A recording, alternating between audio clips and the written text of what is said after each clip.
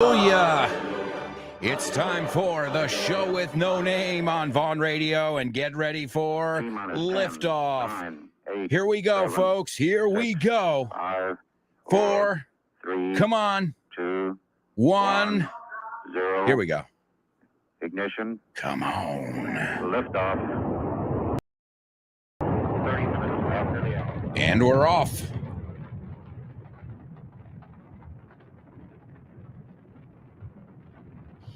Get ready. Hold on to your hats. Strap on your seatbelt. Fasten your seatbelts. Hold on to your hats. Get ready for the ride of your life. The show with no name time on Vaughn Radio. It's a show with no name.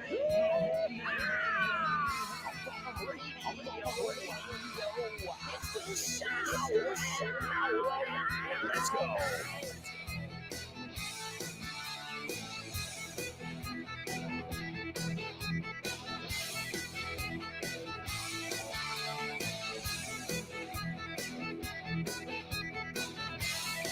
Yes. Welcome, my amigos. It's a pleasure to have you here once again for another exciting edition of the show with no name. Hi, folks. Show with no namers. Great to have you with us. We've got a lot of fun stuff to do. We're going to play. We're going to laugh. We're going to learn. And the best part is the fun doesn't stop here. It doesn't start here either. It starts with the Probo Show every day with Rob Grams. What better way to start your day? You've got Richard Vaughn live, and then you've got Fitz with No Excuses. All that before this program. Right after this program, you've got Test Your English with Jimena Holiday. So many amazing programs, and all you have to do is download the free app or follow us wherever you get your podcasts, be it Spotify, Apple Podcasts, iVox, and so on and so forth. And so on and so forth is etc. And ladies and gentlemen, we are going to kick off with a little birthday greeting. Happy birthday to you. Happy birthday to you. Happy birthday to you.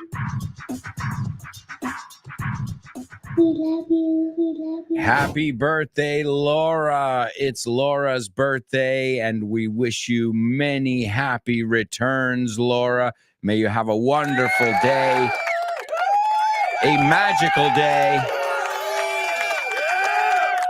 All right, awesome. So we are celebrating, and I think in order to start off our celebration on the right foot, why don't we kick off with a little challenge called the Pop Quiz. Pop Quiz. Pop Quiz. Come on. Pop Quiz. Can't hear you. Pop Quiz. Yeah.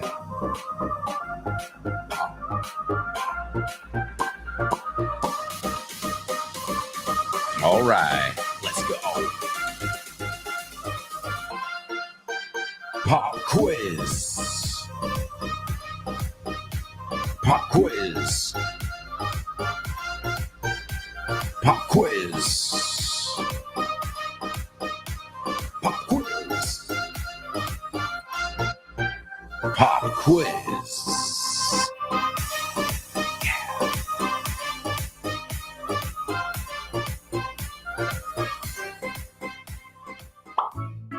¿Quieres estar al tanto de todas nuestras promociones en la Vaughan Esfera? Well, now you can be in the loop. Puedes estar al tanto.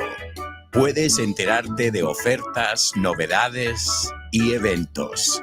Y mucho más. Puedes encontrar todo eso en grupovaughan.com/cursos destacados. Eso es, en grupovaughan.com/cursos destacados. Ahí tendrás toda la información de última hora. Guárdalo como favorito. grupovaughan.com/cursos destacados. And stay in the loop. That's right, folks. And I just talked to a student. I was in a class right before this, my student Edgar, and he just signed his daughter up for one of our Vaughn summer camps. If you guys haven't done it, I don't know what you're waiting for. Also, remember, if you're looking for courses, it's Cursos Destacados, grupovaughn.com/cursos destacados. If you're looking for some materials to have by the pool or when you're at the beach, well, you can go on over to Vaughn Tienda or vaughntienda.com, where we have a plethora of materials. We've got materials on phrasal verbs. We've got materials on translations, grammar, speaking, business, and even basketball. And today we're going to listen to some audio from Speak Basketball, which was done in collaboration with Ricky Rubio. It's an awesome material, especially if you love shooting hoops and you love Ricky Rubio and you love learning English. So let's listen to some audio from Speak Basketball. And as always, you will have some challenges afterwards. Pista 21. Capítulo 3. En ataque. Conceptos básicos. Sección técnica. Pases. Passes. Pase picado. Bounce pass. El escolta robó el balón y le dio un pase picado al tráiler para el mate. The shooting guard stole the ball and threw a bounce pass to the trailer for the dunk. Pase de pecho. Chest pass. El pase de pecho es el pase más usado en el baloncesto. The chest pass is the most used pass in basketball. Pase sobre bote. Off the dribble pass. El base usó un bote defensivo para protegerse y dio un pase sobre bote al pívot. The point guard used a defensive dribble to protect himself and threw an off-the-dribble pass to the center. Pase de cuchara. Underhand pass. Solamente los jugadores muy descarados se atreven a usar el pase de cuchara. Only really bold players dare to use the underhand pass. Pase por encima de la cabeza. Overhead pass. Fue un pase por encima de la cabeza perfecto para el tirador de la esquina. It was a perfect overhead pass to the shooter in the corner. Mano a mano. Handoff. El pívot esperó al base en el codo de la zona para hacer un mano a mano. The center waited for the point guard at the elbow to hand it off. Pase a una mano. One-handed pass. Cuando tu defensor te está presionando, es mejor que hagas un pase a una mano. When your defender is pressing you, it's better if you throw a one-handed pass. Pase de inicio de contraataque. Outlet pass. ¡Vamos! Tenemos que ser más rápidos con los pases de inicio de contraataque para coger a la defensa desprevenida. Come on! We have to be faster with the outlet passes to catch the defense off guard. Pase entre las piernas. Between the legs pass. A los jugadores creativos les encanta hacer pases entre las piernas en los contraataques. Creative players love to throw between the legs passes on fast breaks. Pase sin mirar. No-look pass. Ricky Rubio engañó al defensor con ese pase sin mirar. Ricky Rubio faked the defender out with that no-look pass. Pase de béisbol. Baseball pass. El pívot cogió el rebote y lanzó un pase de béisbol que culminó en una bandeja. The center grabbed the rebound and threw a baseball pass that resulted in a layup. Pase de lado a lado. Skip pass. Si la defensa está volcada en el lado fuerte, haz un pase de lado a la esquina contraria. If the defense is overloading the strong side, Throw a skip pass to the opposite corner. Saque de banda. Saque de fondo. Inbounds pass. Acordaos de que tenemos que hacer nuestra salida de presión si nos presionan el saque de banda. Remember, we have to do our press break if they're denying the inbounds pass. Pase colgado. Lob. Él le dio un pase colgado perfecto para el alley-oop. He threw a perfect lob for the alley-oop. Pase por detrás de la espalda. Behind the back pass. Ella engañó a toda la defensa con ese pase por detrás de la espalda. She faked the whole defense out with that behind the back pass. All right, there you go, folks. A little bit of audio from Speak Basketball. If there are any basketball fans in the house, I know that's a very, very popular sport here in Spain. Well, check out the material. It's available at vontienda.com. And don't forget, we've got the book fair coming up soon. I don't know the exact dates yet, but I know the book fair is right around the corner. So hopefully we'll see you there, my amigos. And don't forget, usually, don't quote me on this yet, but usually there's a 10% discount on all materials. All right, let's take a look at some things that came to mind when I was thinking about basketball. I'm going to give you 3 challenges right now. And as always, I want you to use them in context. The first one is tiro al aire. Un tiro al aire. So this is when they don't know who has possession of the ball, and the referee throws it up in the air, and 2 players will have to try and get possession of the ball. It's also the way you start a basketball game. So it's the way to start a game, and it's also when the referee, when they can't decide who has possession, well, then they do this. It's called in Spanish, tiro al aire. Tiro al aire. All right. The second one is one that you guys use as well, but it's a little bit different. And this is un calienta banquillos. Calienta o chupa banquillos, I've heard people say as well. So this is somebody who doesn't play very often, right? A sub or a substitute player. A teammate who doesn't play. How would you express this over here, this concept in English? That's number 2. Also, you already know this, but I'll say it anyway. Use it in context.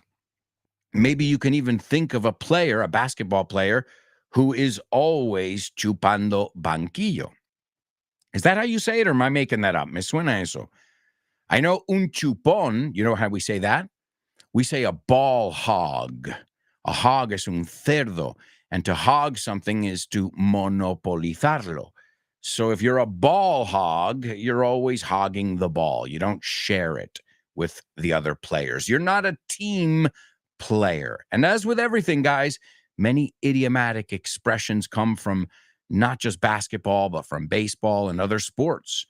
And the last one, you say this one a lot here too. In my team, Real Madrid, this is one of their fortes, one of their strengths, and it's contraataque. Contraataque. And this is done in basketball as well. This is basically when one team loses the ball, the other team regains possession and quickly moves that ball down the field towards the other goal. It's that simple, right? If you have to put it in black and white. So there you go, my amigos. You've got 3 different sports-related words that we're looking at from Speak Basketball. The first one is tiro al aire. How would you express this concept in English? Number 2, alguien que siempre está en el banquillo, an unimportant player or a player that does not play very often. And the last one, contraataque. When one team loses possession, and the other team tries to make a move really quickly and uses time. Time is on their side. They know that it's got to be done quickly. All right, there you go, my amigos. 3 words related to basketball and, well, as we just saw, not just basketball, to soccer as well. And don't forget, we've got Speak Football and Speak Basketball. They're both available at the Von Tienda. Oh, and I forgot. we should go over this week's question of the week. Question of the week. All right, amigos. All right. Are you a trusting person? Do you trust people easily? Or is it tough? It's tough for you. You've been hurt before. You've been burned. So you don't trust people. You're not trusting. Can you be trusted? Can people trust you? ¿Ves la diferencia? Well, either way, folks, I want you to participate. In fact, we've got a few students who've already participated. Great job. You know who you are. And we look forward to hearing from you as well. As with every Friday here on the show, we do a section called the Question of the Week. And this week's Question of the Week is, what is the quickest way someone can lose your trust? Okay? What is the quickest way, or what is that one thing that somebody can do to lose your trust forever? All right? So we'll be looking at the issue of trust, a very, very important thing. I mean, what is a relationship without trust, right? I don't know. I don't think it's anything, personally. And I'm no expert on relationships, guys. I'm no expert on anything now that I think about it. All right, well, let's go on over to our virtual chat room. But remember, if you'd like to participate in the Question of the Week, tell me what's the quickest way someone can lose your trust. Tell us in around a minute. Always introduce yourself. And you can send that to aalonso@grupovon.com. My email address, aalonso@grupovon.com. All right, let's see who's in the house. I see we've got a lot of students who are eager, con ganas, and I love it. Great to have you here. Show with no namers. We got Born to Iron Man in the house. What's up? He says, morning show with no namers. And here he is with that emoji with his hand up saying, here, present. Also, we've got Chris Valrol. We missed you yesterday, Chris. We gave you a shout out on the show. And she says, morning, dear show with no namers. What a wonderful day to be born today. What a wonderful attitude. Really magical. How could you not be in a good mood saying that or hearing that? So thank you, Chris. Lovely, lovely, lovely way to, lovely first comment. Thank you. Also, she says, happy birthday, Laura. Oh, yeah. And we've got the birthday girl in the house. Laura, wow. You got a lot of stuff to do today. I don't know if you can be with us. That's exactly what she's saying, in fact. She says, good morning, lovely show with no namers. Duty calls. Oh, yeah.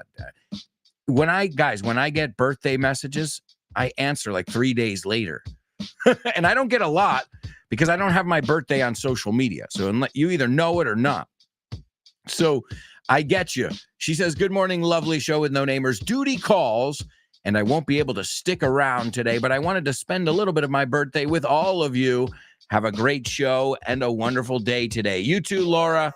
Wishing you a lovely, lovely day. Oh, and hey, let me give you a recommendation. And I'm not getting paid for this, by the way. A mí no me paga nadie. Fratelli Figurato. Okay? And this is not just for Laura. This is for all of you. But since Laura is a paisana, she's Italian. Like me, well, I wasn't born in Italy, but I have Italian blood. I love Italian food. My grandma used to make it. The best pizza in Europe, in Madrid. So this Fratelli Figurato, as it's called, it's near Ponzano, around that area there. And in 2020, it was the first in Spain for best pizza. It was the 10th in Europe. In 2021, first in Spain again, and third in Europe. Guys, Italy is in Europe. Now, these people are Italian, so it counts here. And are you ready for this? In 2022, number one in Spain again, number one pizza in Spain again, second in Europe, second. Can you believe that? In Europe.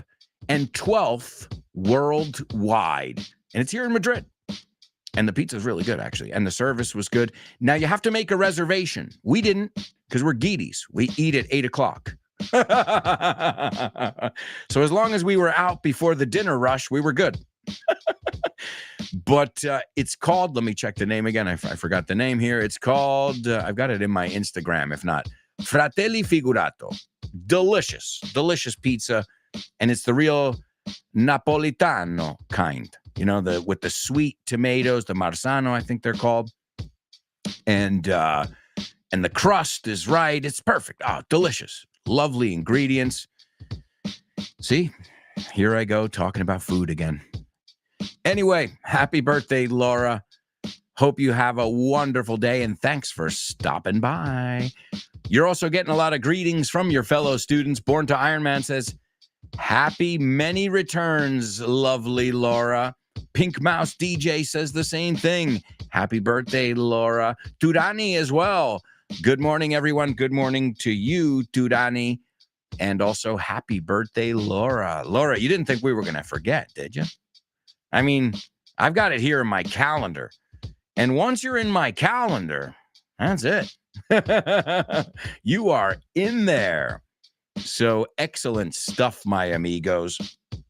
Oh, by the way, tomorrow's a holiday in Madrid, guys. I didn't even realize it. So tomorrow, in case you guys, I imagine just some of you live in Madrid, but, or work, really. The important thing is, where do you work? Because my daughter doesn't have a holiday tomorrow. My daughter doesn't go to school in Madrid, in Madrid Capital, as it's called, right? So she doesn't have a holiday, but Daddy does. Woohoo! All right, it's just one day, but San Isidro, our local festival. I'll never forget, that was the first time I learned what a mini was. That's how you learn, guys, experiencing things, doing things. And we were over at the Little Views. Las Vistillas. Okay, all right. Not that funny, not that funny. Well, we were over there, and it was my round. It was my shout. Me tocaba a mí, mi ronda. Because people were buying rounds of beer.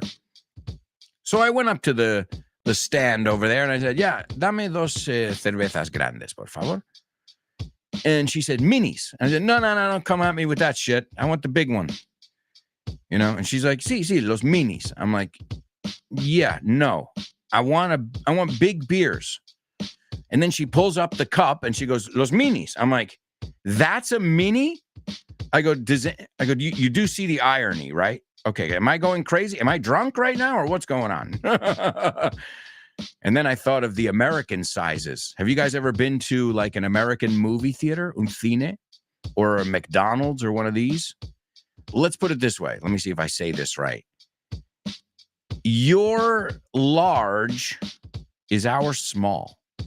So if here the Coca-Cola's 30 centiliters, well, there that would be the large one.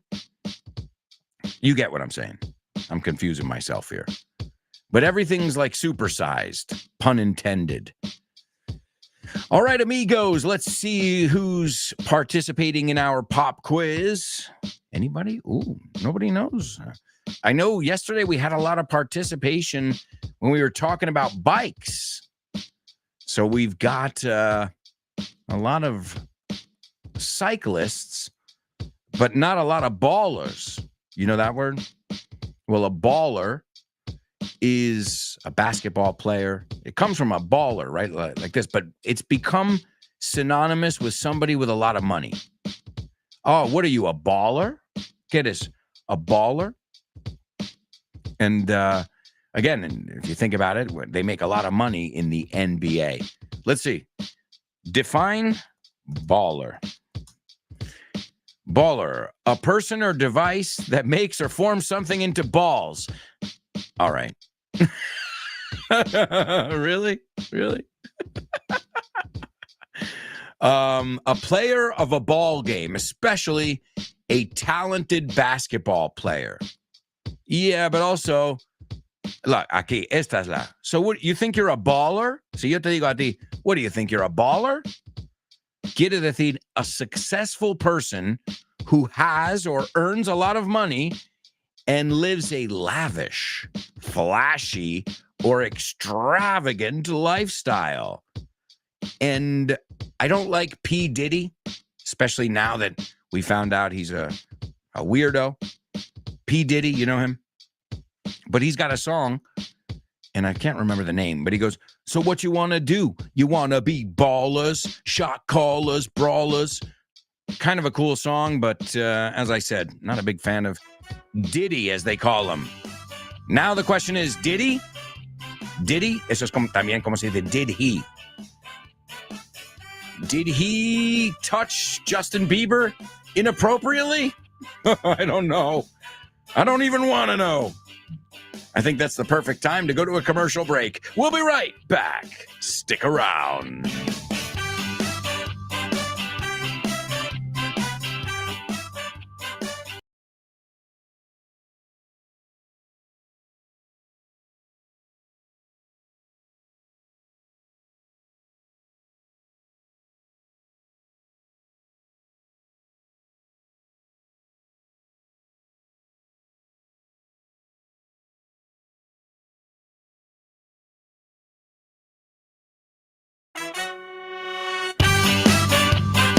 Welcome back. Welcome back, amigos. We've got a lot of stuff to do in this part of the show with no name. We're going to kick off with the Say What soundbite. Then we're going to check your pop quiz answers. We've got our spelling bee, homophones, double trouble, name that movie, name that lyric, and so much more. And when this show's over, you're in luck. You can spend an hour with Jimena Holiday in Test Your English. After that, you've got the lunchtime show with Rob and Andy.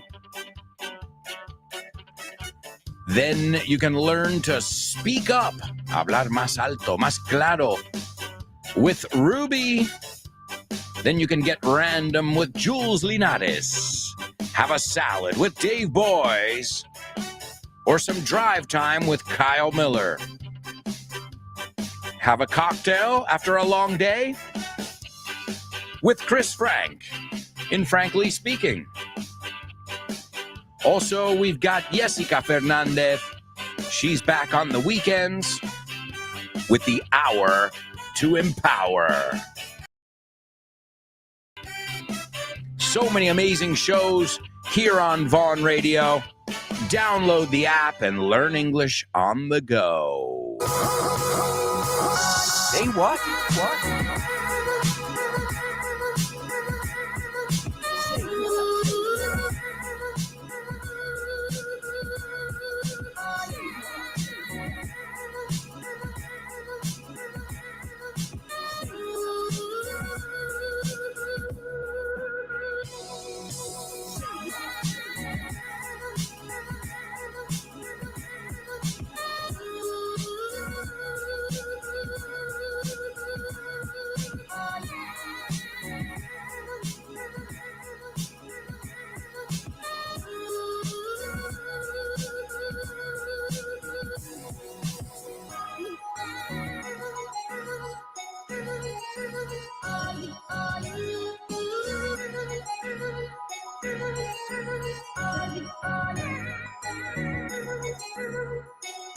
All right, amigos, it's your Say What soundbite. This is one of the most famous people ever. One of the most famous people to ever walk the planet. I don't know if you'll recognize his voice, because he doesn't talk much, only when he needs to. All right, I'm not going to give you any more cryptic clues over here. What I'm going to do is I'm going to play it for you for the first time, and then we'll take a look at it. We'll analyze it together. Is everybody ready? Here's your Say What soundbite for the first time. You know, it started here and it went there. And it's all about generations, and it's about, you know, the issues of fathers and sons and grandfathers, and it's a family soap opera. I mean, ultimately, space, we call it space opera, but people don't realize it's actually a soap opera. Yeah. And it's all about family problems and it's not about spaceships. All right. There you go, ladies and gentlemen. So, I wonder what he's talking about. Anybody recognize the voice? I mean, that's not the really important part here, but all right, well, let me play it for you a second time and we'll see what we can squeeze out of it. It started here and it went there. And it's all about generations, and it's about, the issues of fathers and sons and grandfathers, and it's a family soap opera. I mean, ultimately, we call it space opera, but people don't realize it's actually a soap opera. And it's all about family problems and it's not about spaceships. All right, folks. How about I give you a little audio clue? This spellbinding galactic space saga has amazed and dazzled the masses since its inception in the swinging 70s. Perhaps no other series has solidified its staying power quite like this multi-generational, megalithic masterpiece of movies, marketing, and merchandise. Light up your lightsabers and let's go kick some Imperial ass. We'll spill the beans on Star Wars on this week's episode of FYI. Welcome to For Your Info. Inglés. You got it. All right, so that's the FYI episode on Star Wars. I can't give you a better clue than that, amigos. All right, let's go on over to our chat room. Let's see how you guys are doing on the Say What soundbite and the pop quiz. Let's see. Tudani says, my try. Children threw a cent into the air to start the play. What a pity. The reserve fail the penalty. Okay, vamos por partes. Part one. So children threw a cent into the air to start the play, the gameplay or the game, casi más natural. And I like it because you're not talking about the ball, but you're talking about the coin, right? La moneda. Well, that is called, you know what? You read my mind, Turani, because I was going to bring that up. It's a coin toss. So the children tossed a coin. Esto es frase hecha. To toss es lanzar, tirar. So we don't throw the coin. Aunque es la misma palabra, en este contexto usamos toss. Por eso quería destacarlo. Again, thanks, Turani, for reminding me. So it's a coin toss. The referee tosses the coin, and you call it in the air. You call it. All right, call it. Call it. Di lo que va a hacer. And that's when you say, ¿qué es lo que se dice? Cara o cruz? We don't say face or cross. What do we say? Heads or tails? Call it. Heads or tails? So it's a coin toss. Great. Great stuff. Let's see. The reserve failed the penalty. Okay, you could say the reserve player, but we wouldn't say failed. You would say missed the penalty, right? He missed the penalty. I learned a lot. I've got to say, I learned a lot of Spanish words from marca, vitrina, remontada, a comeback. Seriously, I'm dead serious. So many words. Vitrina. I'm like, vitrina. I mean, las arcas del Madrid. And I'm like, oh, so obviously all these words were new words. In fact, you want to know something? I didn't know how to say the word ace in Spanish. Es as. O sea, lo estaba leyendo, pero no asociaba que AS era ACE.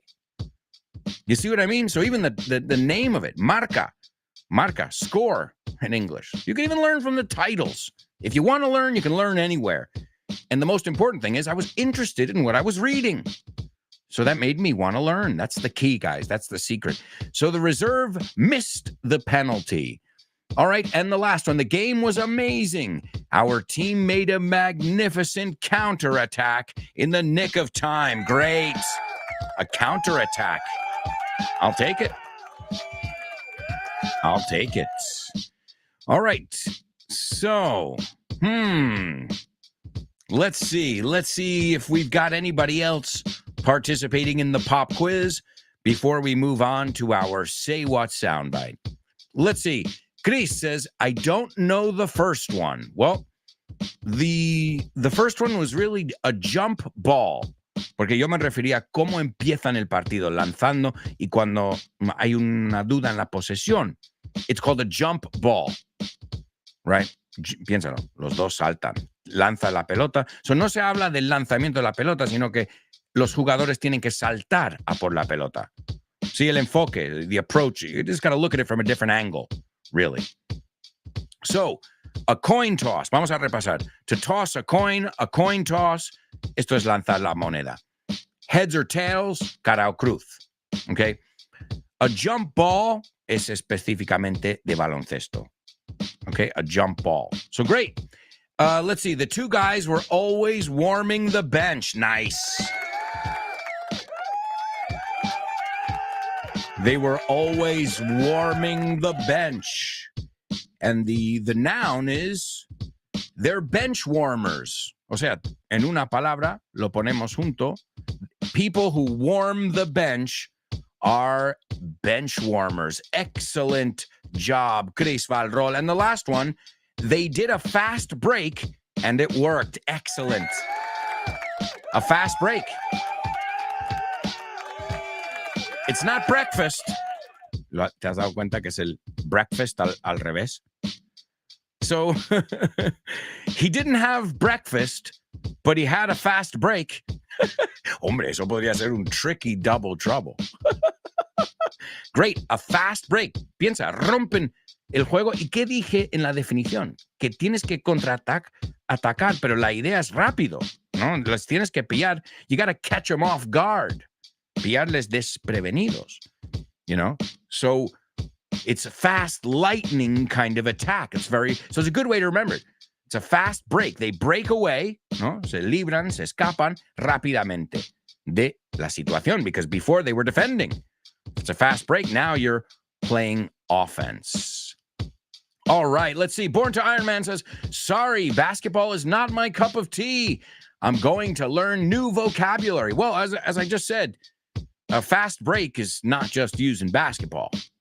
We have fast breaks. My team, Real Madrid, we're the kings of fast breaks, right? As far as I know. Maybe there are other teams that have more fast breaks. You can say counterattack as well. That works. A counterattack, a fast break, as Durani said. And a bench warmer, that's anything. That can even be in business.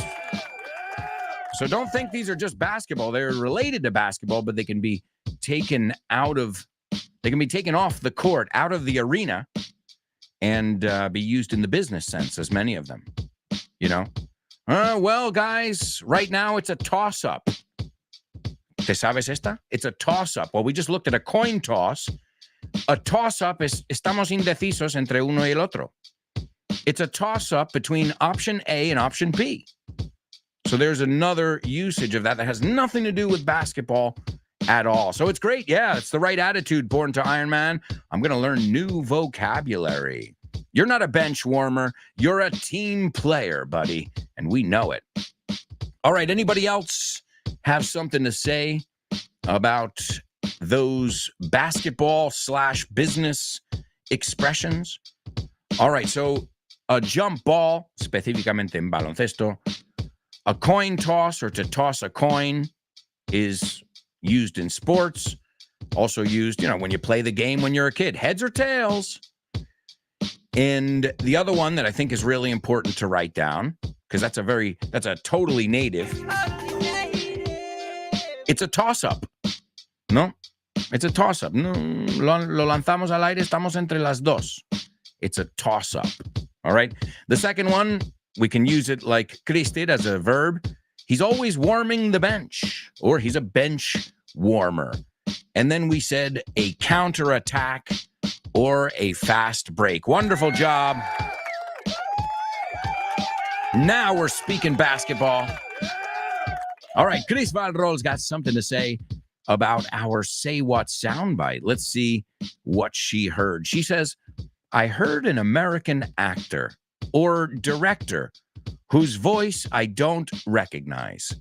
He talks about a supra that is about family matters. Hang on there. I like it. Pero no es soup, es soap, right? Soap como jabón. No soup como sopa.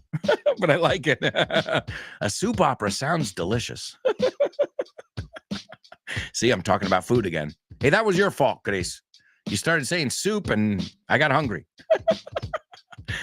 Oh, man. So, you guys know why we call them soap operas?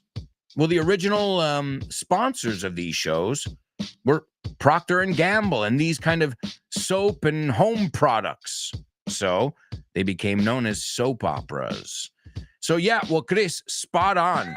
It's definitely a director. And it's interesting you don't recognize his voice. But of course, as I said, he doesn't do many interviews because I think he said everything he has to say with 3 movies. The rest are out of his hands, you know? And poor guy, he must be suffering right now when he sees what Disney's doing to his dream, to his legacy. No offense. I mean, I love Star Wars, but Star Wars to me is 3 movies. Okay? Grogu or whatever. Okay, you want to sell me toys? Fine, but don't tell me it's Star Wars. You know? You want to sell me toys and plush animals? And great. But Star Wars is still Star Wars, guys. And you can extend the universe and flip it and, you know, great. I imagine some people will want to watch it.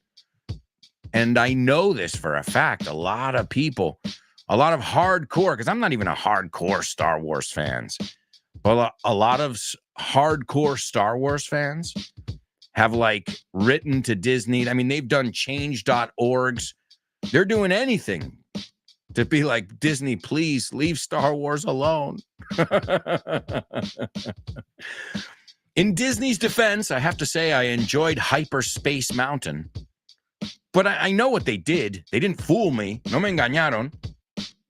Well, it was before it was called Space Mountain, de la Terre à la Lune, from the Earth to the moon. And then, of course, once they got the Star Wars intellectual properties, the IPs as we call them, well, then they just put some Star Wars holograms inside of it, couple Star Wars signs, changed the name, and now it's called Hyperspace Mountain. Okay, all right. But I know what you did.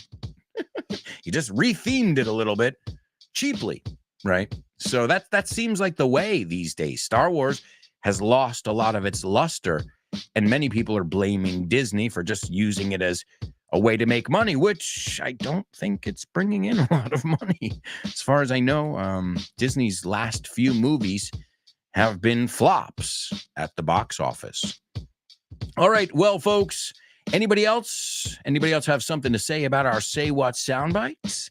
Going once, going twice. All right, well, it's time to move on to today's Spelling Bee.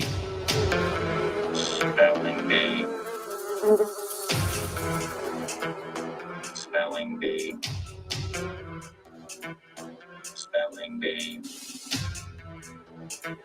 Spelling Bee. Spelling Bee.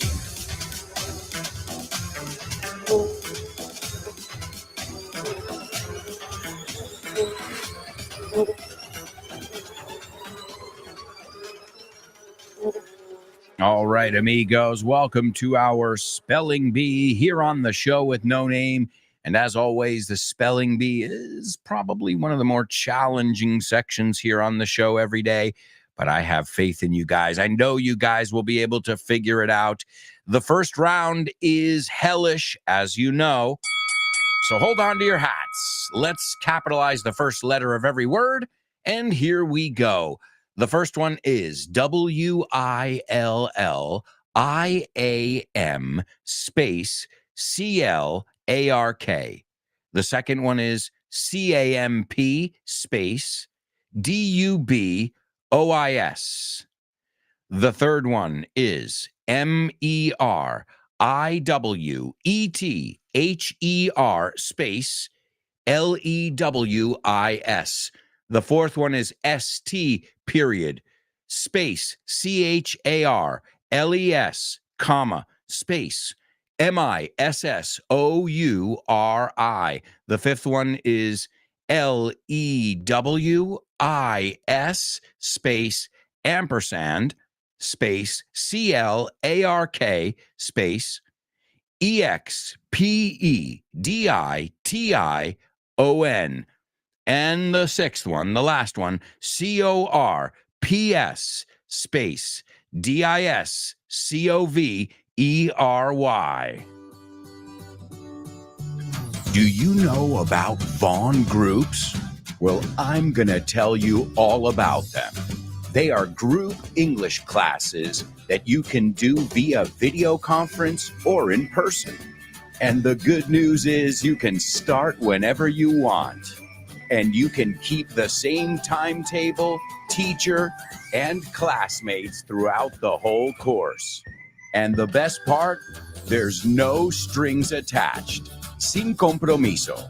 And if you act now, you can get a 5% discount for paying up front. And if you stick with the course for 6 months, you'll get a 50% discount in June. Wow, what a deal! As if you needed more reasons to learn English with Vaughn. Check out our Vaughn groups. Have fun and make friends as you learn English. Sign up now while there are still spots available. Call us 911-385831, or you can go to our website, grupovaughn.com. And don't forget to follow us on social media and find out if Vaughn groups are for you. More information at grupovaughn.com/cursos destacados. You'll find out about our urban camps, our summer camps. You got master's classes, one-to-one, and you can even prepare your Oxford exam. Whatever your needs may be, we've got you covered at Grupo Vaughn. Also, looking for self-study materials, we've got you covered there as well. It's vaughntienda.com.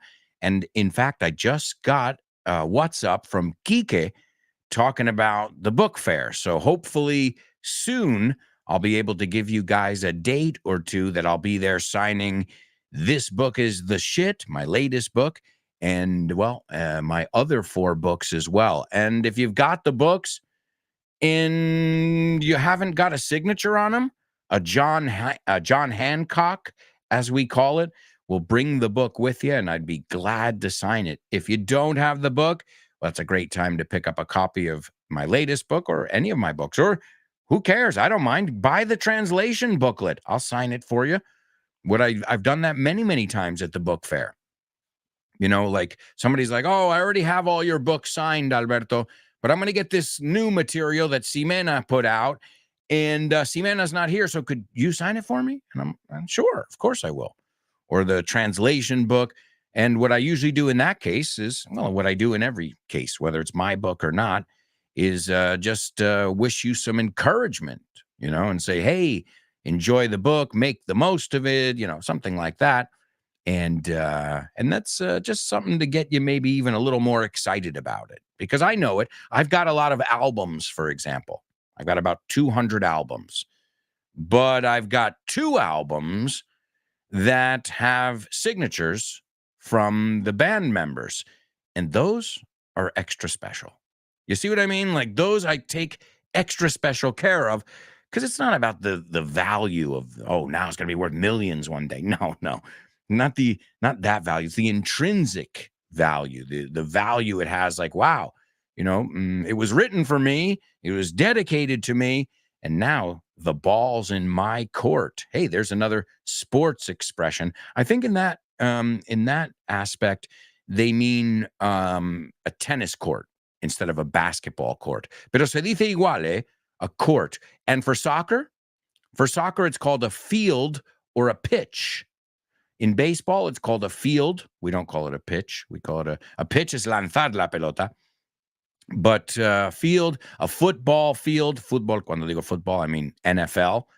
And so the only one, boxing ring, quadrilátero, a boxing ring, a skating rink, una pista de hielo. And which ones am I leaving out? We said tennis court. Well, those are some of the most common. Oh, we also call it a baseball field or a baseball diamond because the shape of the home base and the other bases makes a diamond. All right. Speaking of diamonds, it looks like we've got some diamonds who shine bright like a diamond, shine bright like a diamond. Born to Iron Man. Let's take a look over here. Also, Chris Valrol. Let's see. The first one's correct. The second one is also correct. The third one's correct. The fourth one is correct. The fifth one's correct. And the sixth one is also correct. Wow. And Chris Valrol, you got it as well. Excellent job, Show with No Namers. Wow. That was fast. I don't know how you did it. Seriously. You got to tell me your secret. Well, either way, I'm going to repeat that again for all the rest of us, for everybody else, when we get back. Plus, we've got to listen to our Say What soundbite again. We've got homophones as well, movies, music, and so much. Stick around.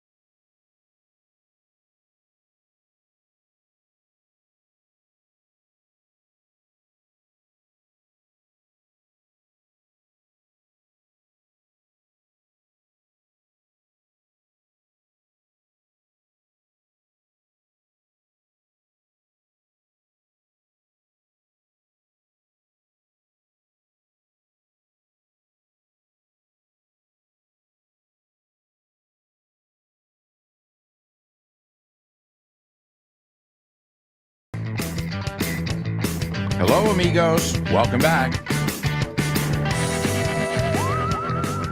Welcome back to part 3. Are you serious? Yeah? Part 3? Wow. It's part 3 of today's show with no name. Thank you to all of you for your participation every day. Don't forget to participate in our question of the week. Tell us the quickest way to lose your trust, or the one thing that somebody can do to lose your trust forever.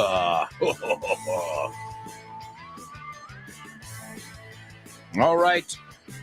In this half of the show, we're going to kick off with our homophones. Then we're going to listen to our Say What soundbite again. We'll do round 2 of our spelling bee.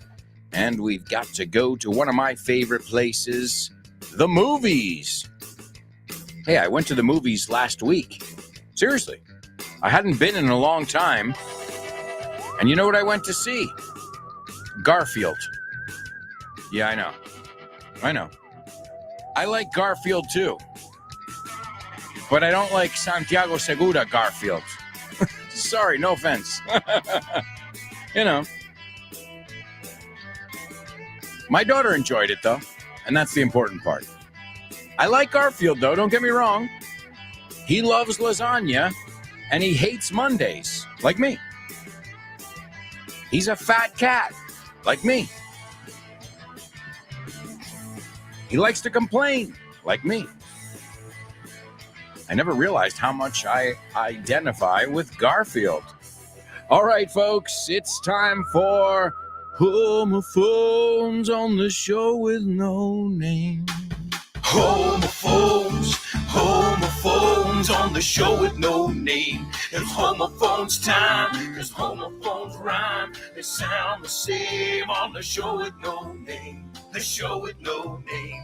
Homophones on the show with no name. Cause homophones time, it's homophones rhyme. They sound the same on the show with no name.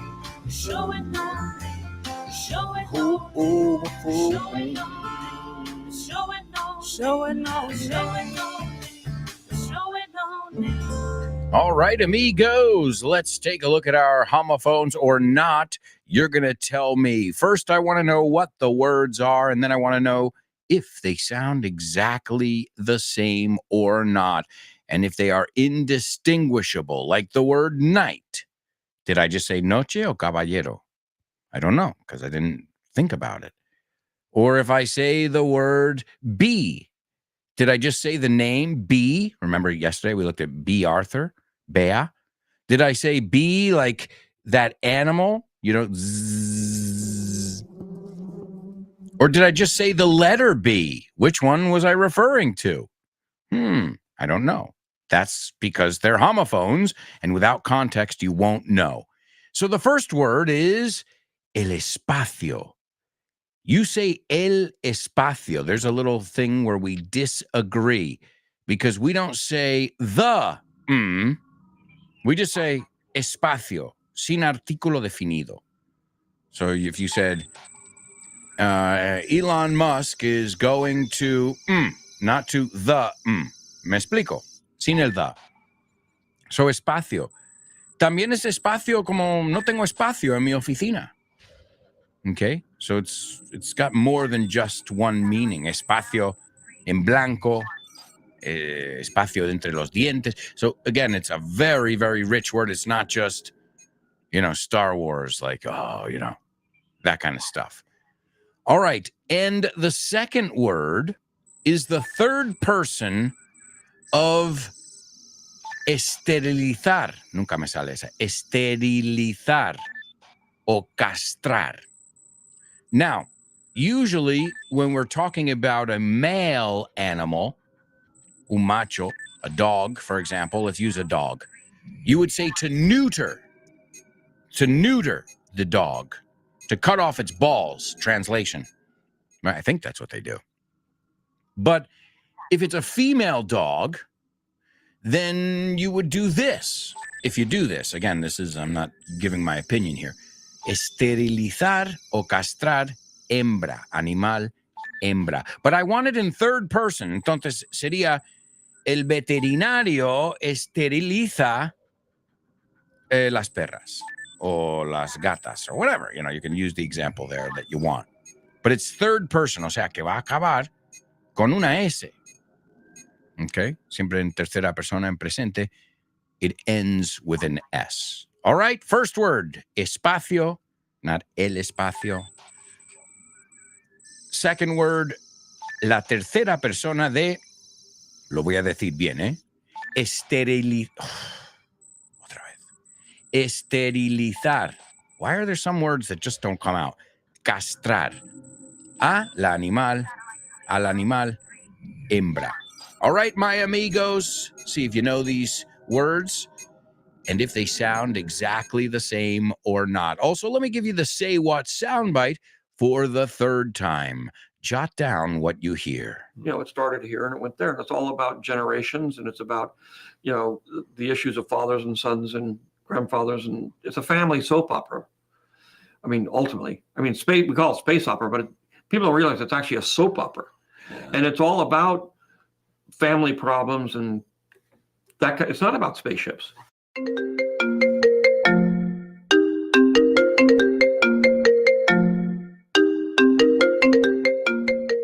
Hey, Damian, what's crack-a-lackin', buddy?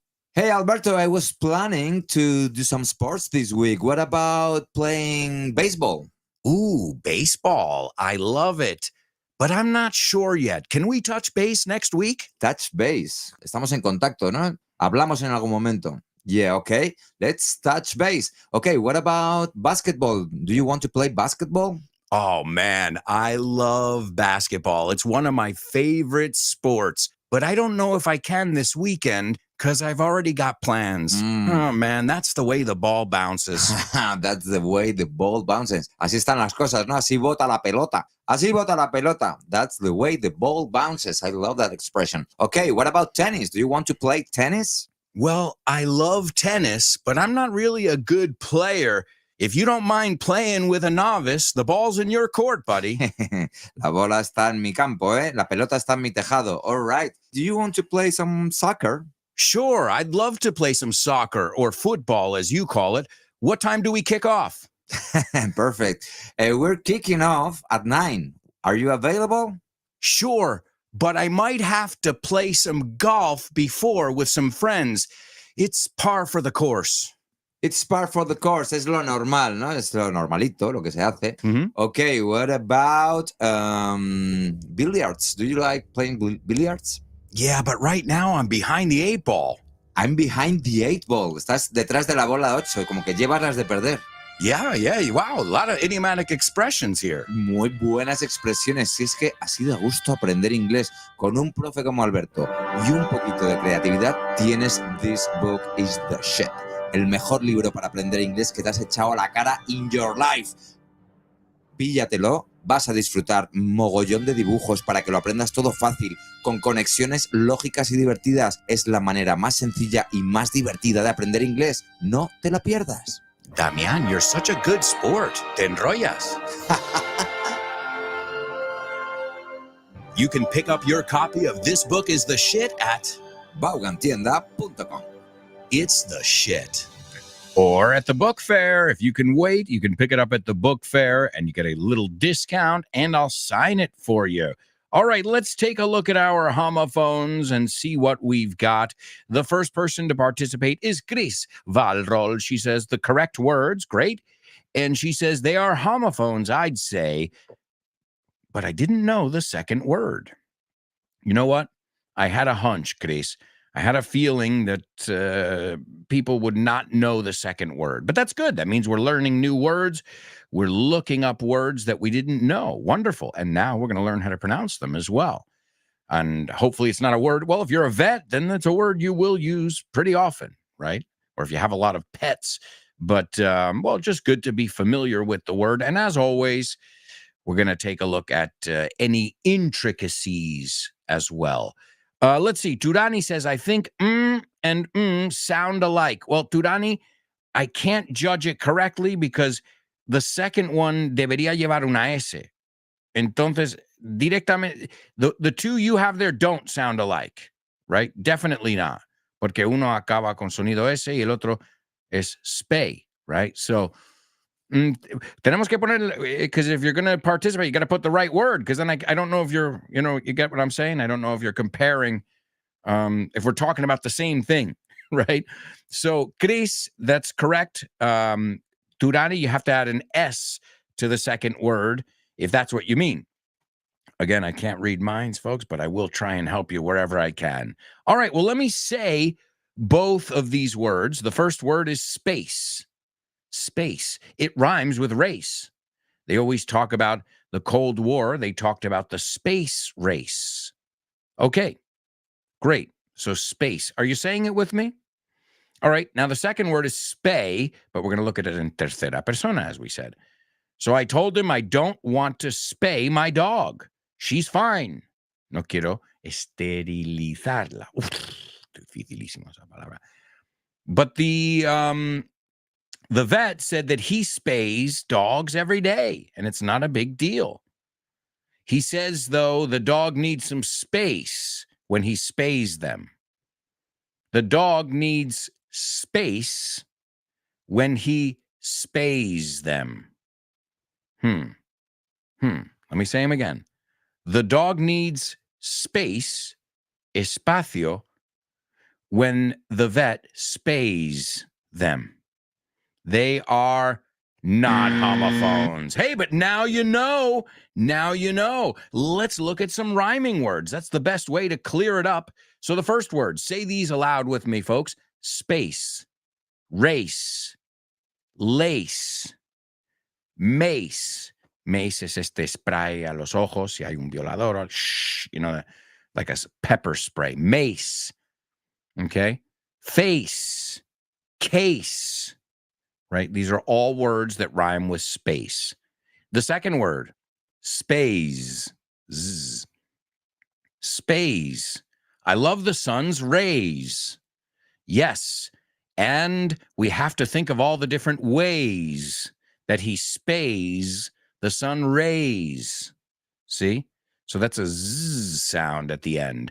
But hey, great job. Excellent effort.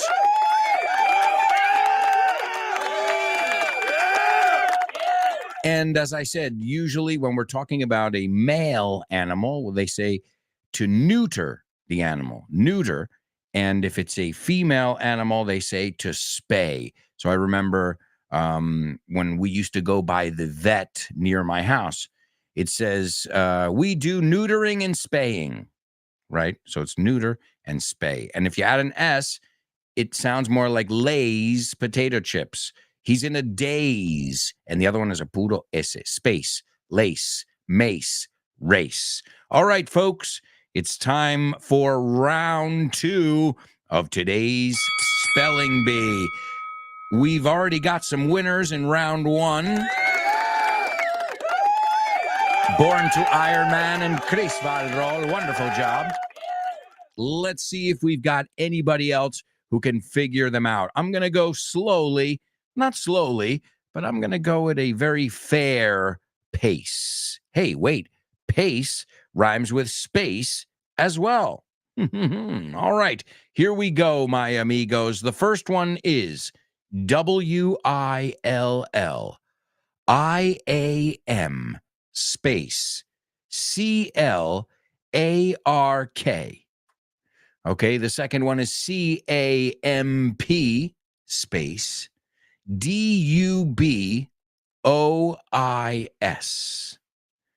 The third one is MERIWETHER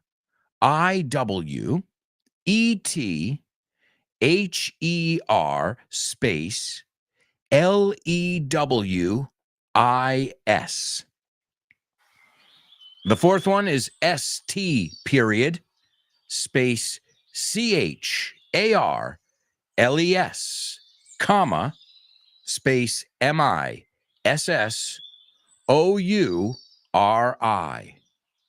The fifth one is LEWIS, space, ampersand, CLARK, space, EXPEDITION.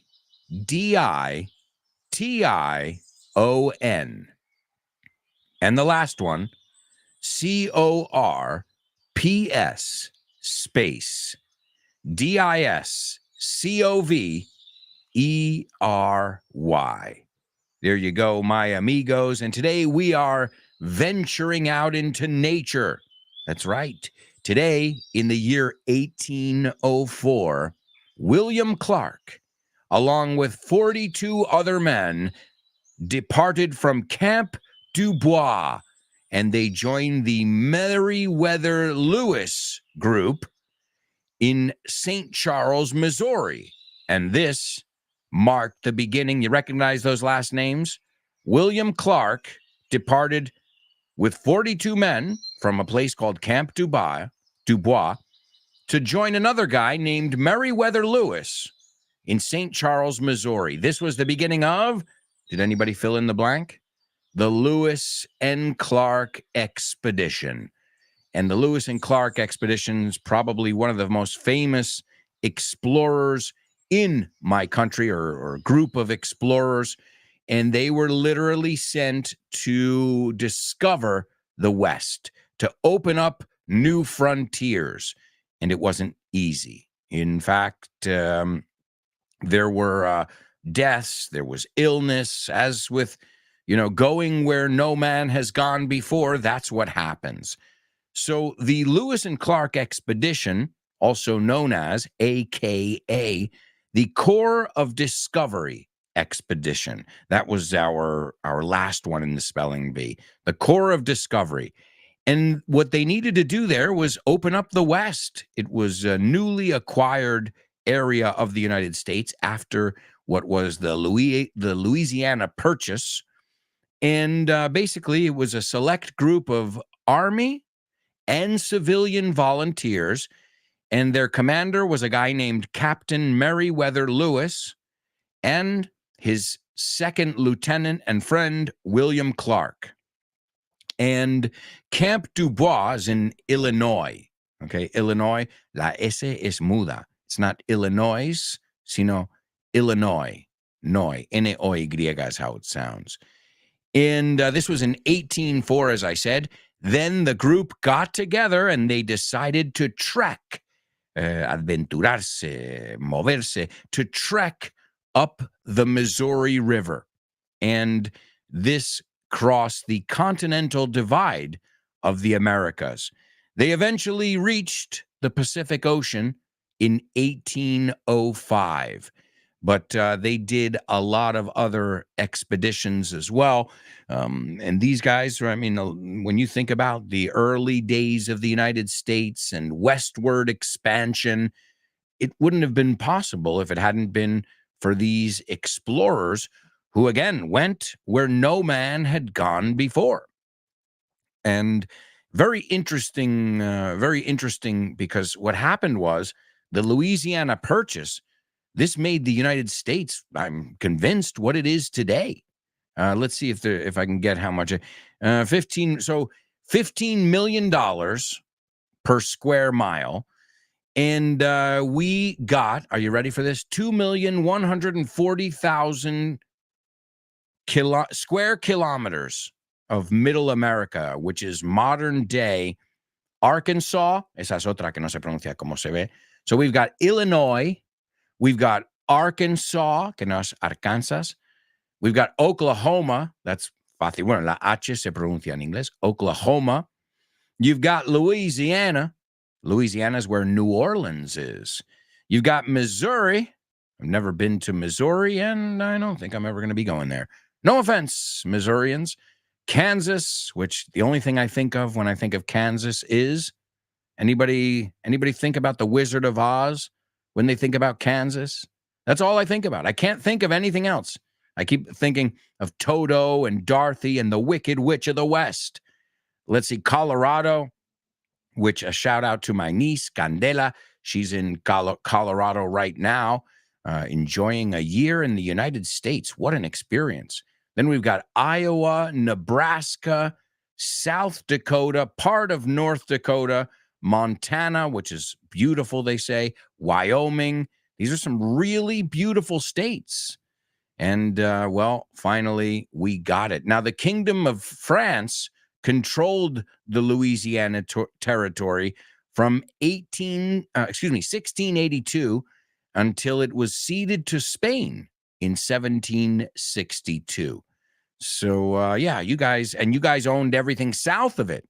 Spain owned Texas, New Mexico, all of that other area. So this was a really interesting. You can watch documentaries on this. It's called The Louisiana Purchase, although it's kind of funny because it's just a small piece of Louisiana. I mean, really, it's middle America, what we would call these days middle America. And middle America, yeah, it just means where nothing really happens. I hate to say it because I don't like to be stereotypical, but where are all the big cities in the United States? On the coast, right? You've got San Francisco, Los Angeles, San Diego. That's the West Coast. Seattle up north. Then you got on the East Coast, you got Chicago. Okay, it's kind of East Coast. It's Midwest, but you're still near a body of water. You've got Lake Michigan. And then you've got Miami. You've got, of course, New York City. You've got Boston. You've got a lot of. I think it's almost like Spain a little bit in that aspect. Like you guys have in Spain. I looked at it. I looked at a map the other day. It's always interesting to me to see population maps. And then, okay, middle America, there are big towns, there are big cities and stuff. But if you compare it to the population along the coast, it's insane. And Spain is it's got a similar thing. When I looked at the population map, this was yesterday or the day before, it was a donut. You know what I mean? Does anybody know the donut I'm talking about? So you got a big hole right in the middle. That's Madrid. So that's the donut hole. Then around Madrid, you don't have too much. You further, you go out to Castilla-La Mancha, you go out there. I'm not saying there's not beautiful things, but I mean population-wise, okay? And then you get down to the coasts again, and the coasts are pretty populated. So you've got this donut around Madrid, and right before you get to the coasts where there isn't much population. I've always been interested in that stuff. But obviously, think about it. In the United States, they populated it from naturally because, the explorers came from Europe. So it was populated from east to west. So it's natural that when you go to California, you go to these states, California is very populated, but you can see that they're newer. It almost seems like the infrastructure, like everything out there is newer. And it is because, well, New York, the East Coast, that whole area, Pennsylvania, Philadelphia, that was the first area that was really settled. And then little by little, families started moving west and a little bit further and a little bit further and a little bit further until the West Coast now is a highly developed area of the United States, not just infrastructure, but it's a financial capital. We've got Silicon Valley. We've got Hollywood. I mean, these are big businesses. The tech industry right now is one of the biggest businesses out there, along with the pharmaceutical industry and big food, como lo llaman. In fact, that's how we talk about las grandes empresas. We say big food, big tech, big pharma. And that means not the little ones, the ones that have these huge, companies that have headquarters all over the world. And they're running the show, llevando la voz cantante. All right. And the Louisiana Purchase, we had another one too. I mean, remember, our country was pretty small until we started buying up land. So we had the Louisiana Purchase. Another really big one was called Seward's Folly. And Seward was the politician in the United States who was pushing for us to buy Alaska off of Russia. And everybody said, you're crazy. Why do we want that big chunk of ice? We don't want that. We don't need that. We don't want it. We don't. And they called it his folly, su cagada. Now, when you look at it, it's probably one of the greatest investments the United States has ever made as far as land is concerned. Not only did it make our land mass bigger, but I don't know if you know about Alaska. It's full of oil. It's full of Klondike gold. I mean, it's not just a natural paradise, but it is a very abundant land. So it's interesting, those days. Now I can't imagine it. You know, I can't imagine the United States going up to the Vatican and being like, listen, guys, we're going to buy St. Peter's off you and all that. And how much you want to sell it for, the Vatican? You know, it's like, wait, or whatever. You go to Monaco, one of these smaller countries, you know, hey, how much? We're gonna purchase this country. It just sounds weird these days. All right, amigos, we've got to go to a quick commercial break. When we come back, we've got a lot of stuff to do. We're going to take a look at today's Double Trouble. We've also got to listen to our Say What soundbite again. We've got Name That Movie, famous birthdays, and so much more. So stick around.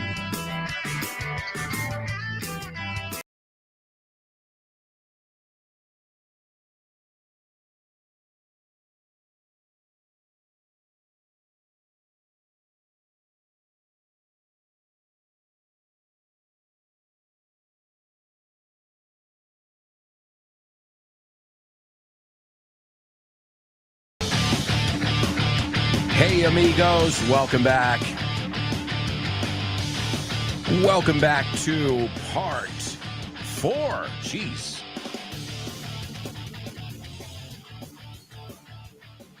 It's part 4 of today's show with no name on Vaughn Radio. And I regret to inform you, tomorrow I won't be doing a live show. But we'll be back on Thursday and Friday. Friday, we've got Question of the Week. So I look forward to hearing from each and every one of you. In fact, I told you I've already heard from, let's see, who are my early birds? I want to give them a shout out. I've already heard from Celia and Marisol. Thank you to Celia and Marisol. They've already participated in the Question of the Week.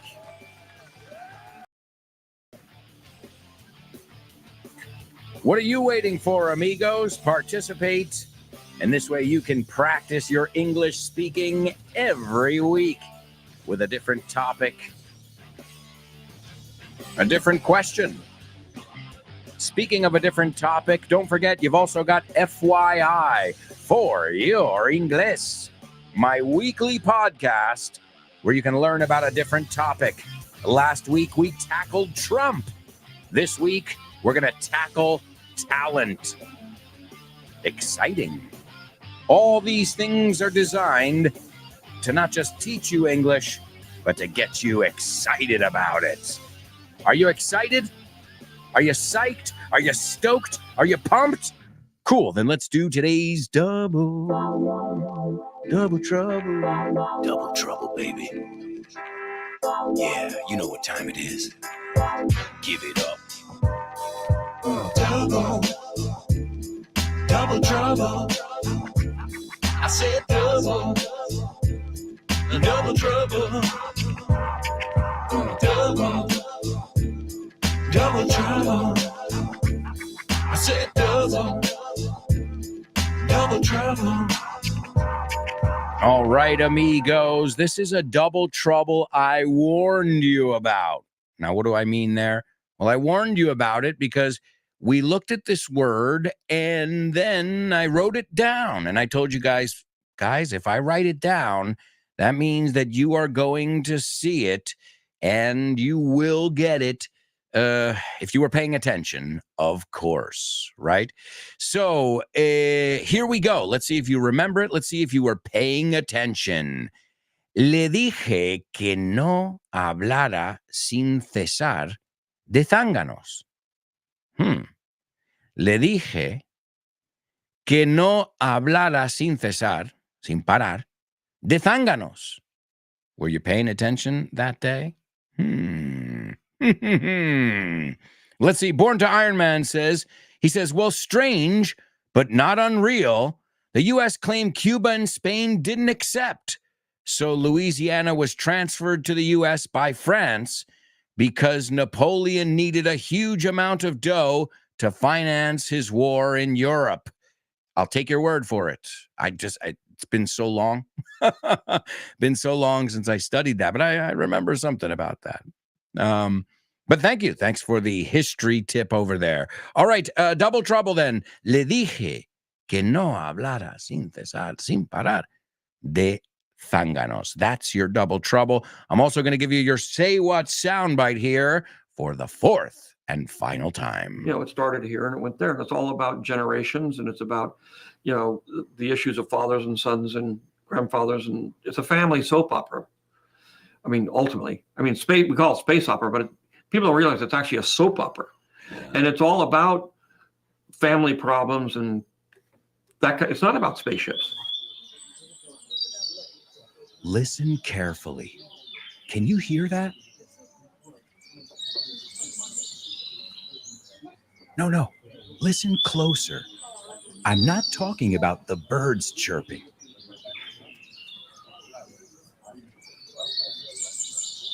I'm talking about everybody speaking English and feeling comfortable. Listen.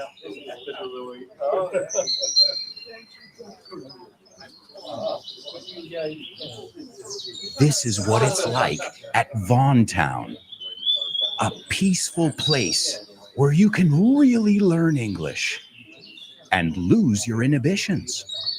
There's a reason it's one of our star programs. Vaughn Town, lose your fear of speaking English. If you want more information about this immersive experience, go to groupovaughn.com or give us a call, 911-385831.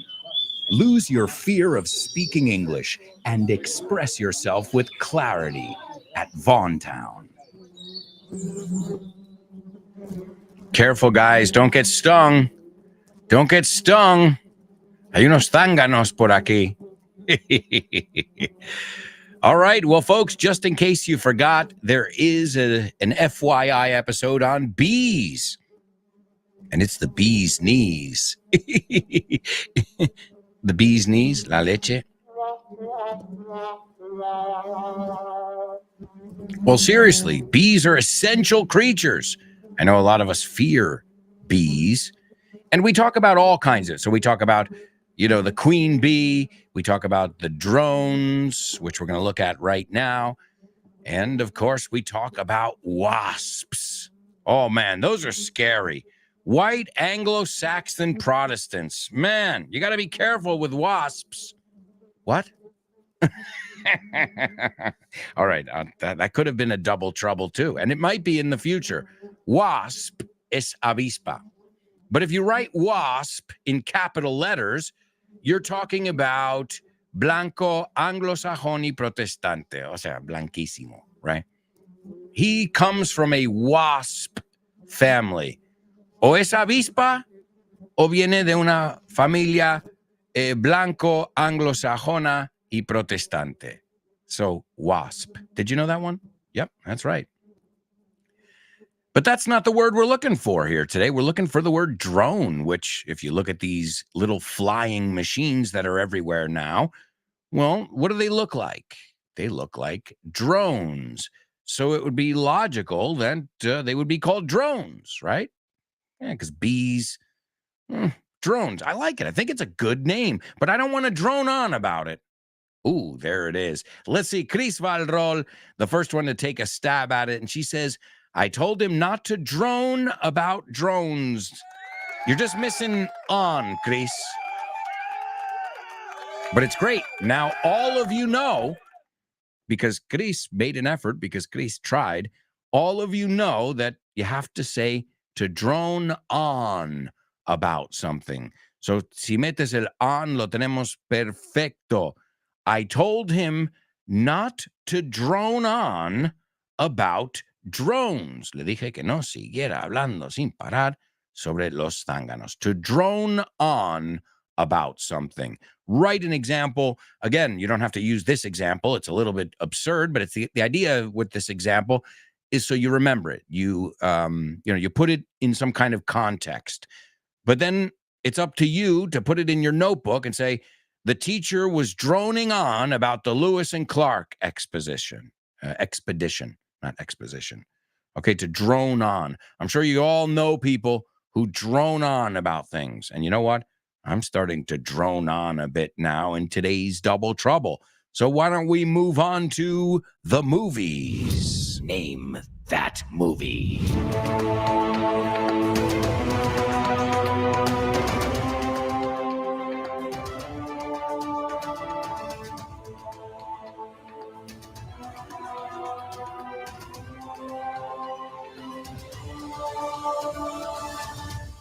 All right, all right. Born to Iron Man, full of fun facts today. Let's see. He says, WASP, what a rock band. It stands for We Are Sexual Perverts. I think it's perverts, not perverse. That's what they say, right? And he says, well, and it stands for White Anglo-Saxon Protestant indeed. Yeah, it also could be a backtronym. You know what a backtronym is?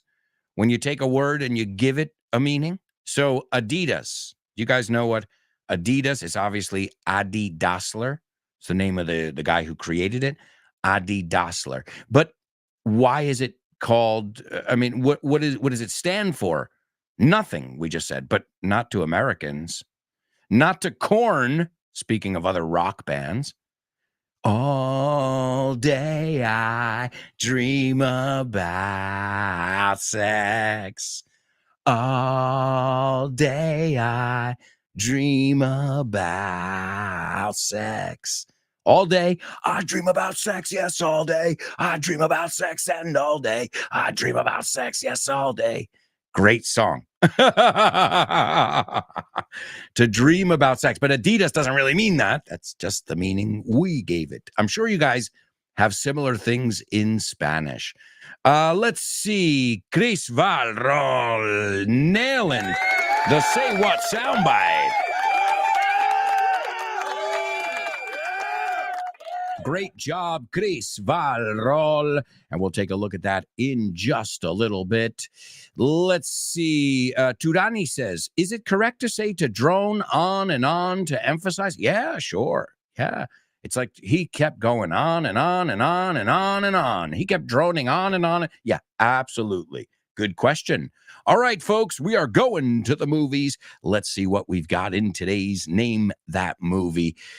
Dr. Ellie Arroway, after years of searching, finds conclusive radio proof of extraterrestrial intelligence, sending plans for a mysterious machine. Oh, wow. We're talking a lot about space today, aren't we? So, Dr. Ellie Arroway, after years of searching, to search is buscar, finds conclusive radio proof. So radio communications proof is prueba. Careful with that one, though. The verb is to prove. I'm going to prove you wrong. I have proof, sustantivo. Prove, verbo, proof, sustantivo.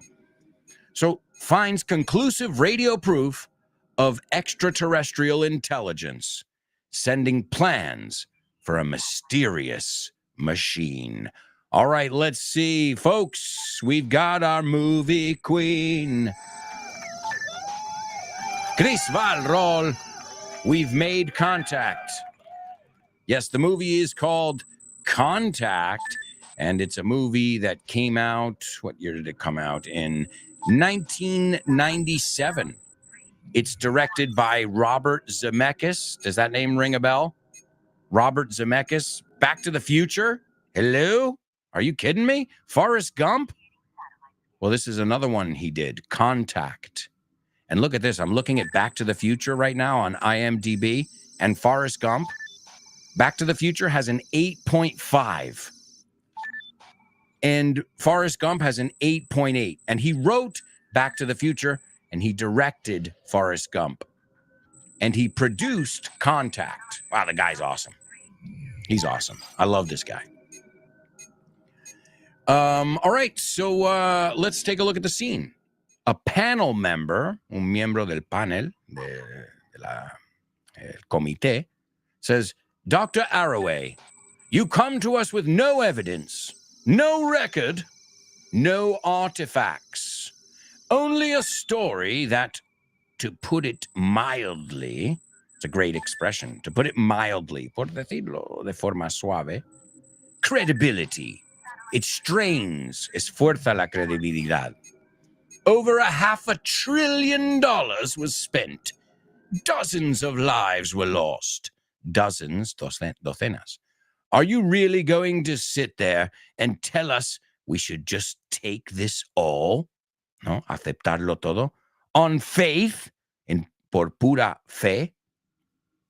And then Michael says, please answer the question, doctor.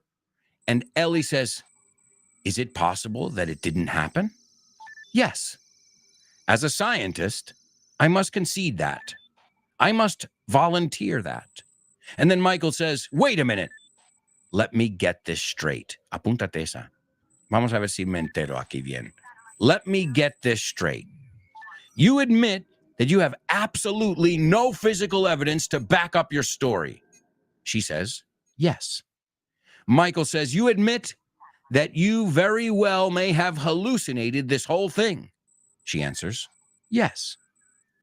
Then Michael says, you admit that if you were in our position, you would respond with exactly the same degree of incredulity and skepticism. And she says, yes.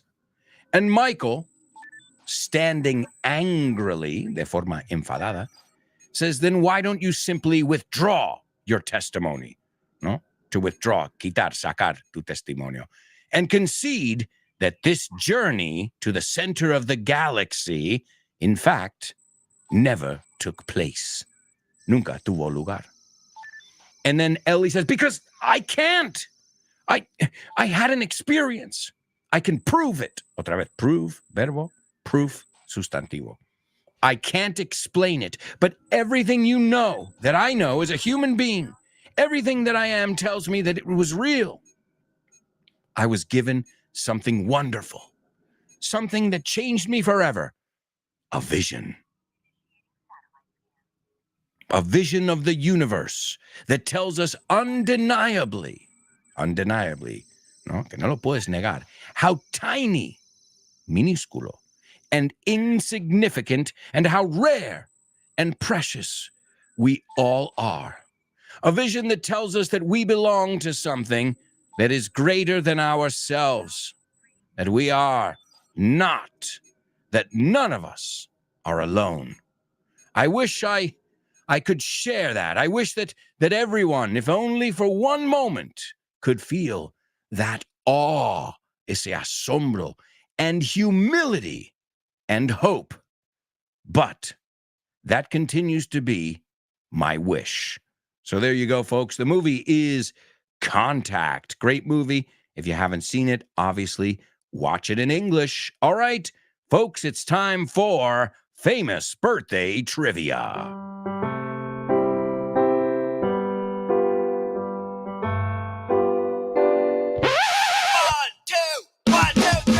Birthdays for you. Famous birthdays for me. Famous birthdays for everyone on the show with no name. Oi, oi, oi. Birthdays for him. Famous birthdays for her. Famous birthdays for everyone on the show with no name. That's right, and happy birthday, Laura. Happy birthday to you. Happy birthday to you. Happy birthday to you. We love you. Happy birthday to you, Laura. Let's see who Laura's celebrating a birthday with today. The first person was born in 1952, an American director, producer, and screenwriter. He first came to the public attention as the director of Romancing the Stone, which we looked at that. Oh, no, we looked at War of the Roses. Well, this led him to do the Back to the Future trilogy. Didn't I just mention this? Also, Who Framed Roger Rabbit, which we looked at last week. He directed Death Becomes Her in 1992, Forrest Gump in 1994, and for that he won the Academy Award for Best Director. But all you have to say, really, I think, is Back to the Future. Okay, and then if you want to add Forrest Gump and Who Framed Roger Rabbit, well, you've got yourself one of the greatest filmmakers out there. That's number one. Number two, this guy was an American singer-songwriter. He did all kinds of genres, such as jazz, pop, rock, folk, swing, and country music. And my daughter loves his songs in the bath. A splish splash, I was taking a bath. Long about a Saturday night. It's a great bath song. But he's also got Dream Lover, I don't have to dream alone. Beyond the Sea, Mac the Knife, those are classics. Everybody knows those. Even if you don't know Mac the Knife or Beyond the Sea, I guarantee if you check out right now, go to Beyond the Sea, Mac the Knife, and hit play, you're going to be like, claro, esta.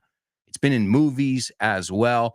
And this guy is, or was, I should say, a legend.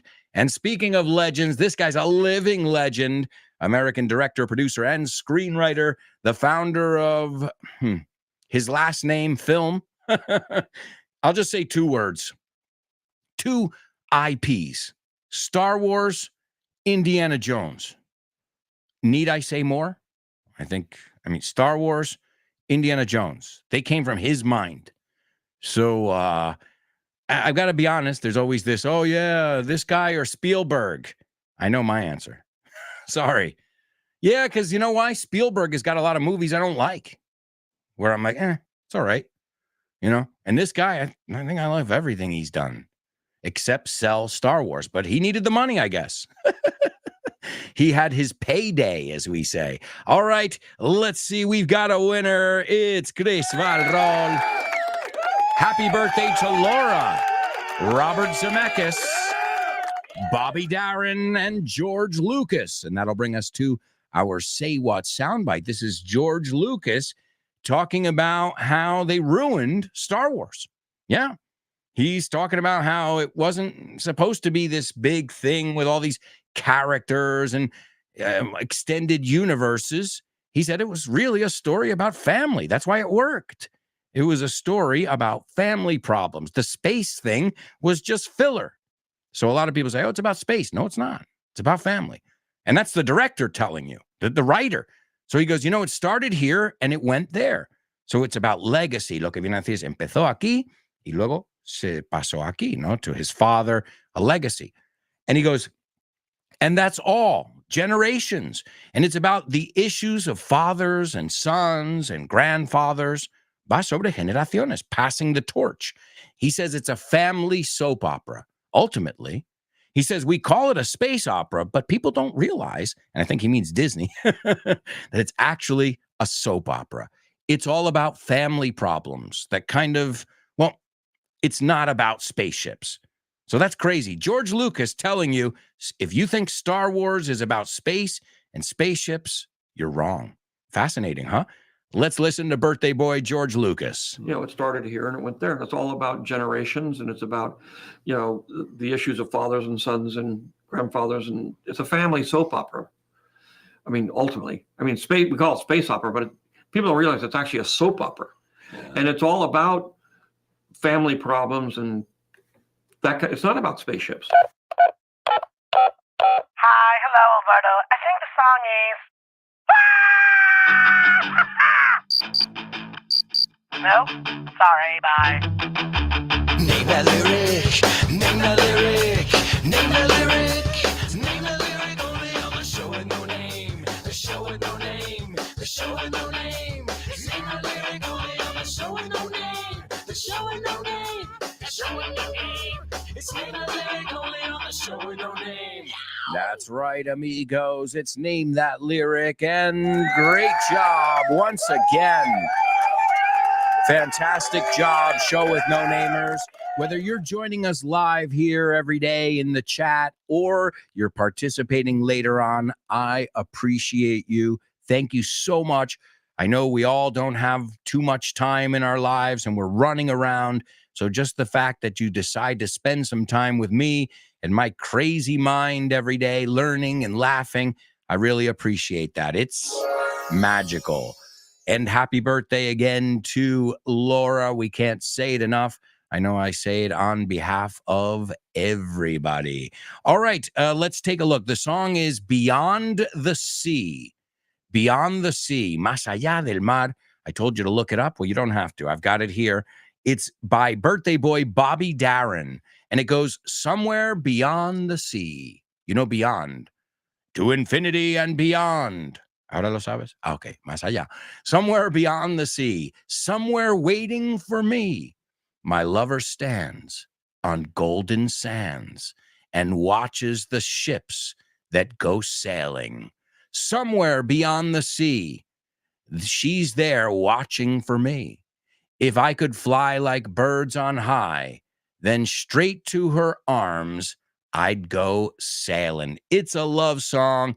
It's Bobby Darin, Beyond the Sea, and I guarantee you guys are going to recognize it. Sing it with me, and thank you so much. We'll be back tomorrow with more. Ciao for now. Ba-ba-ba-ba-da. Ow. Beyond the sea.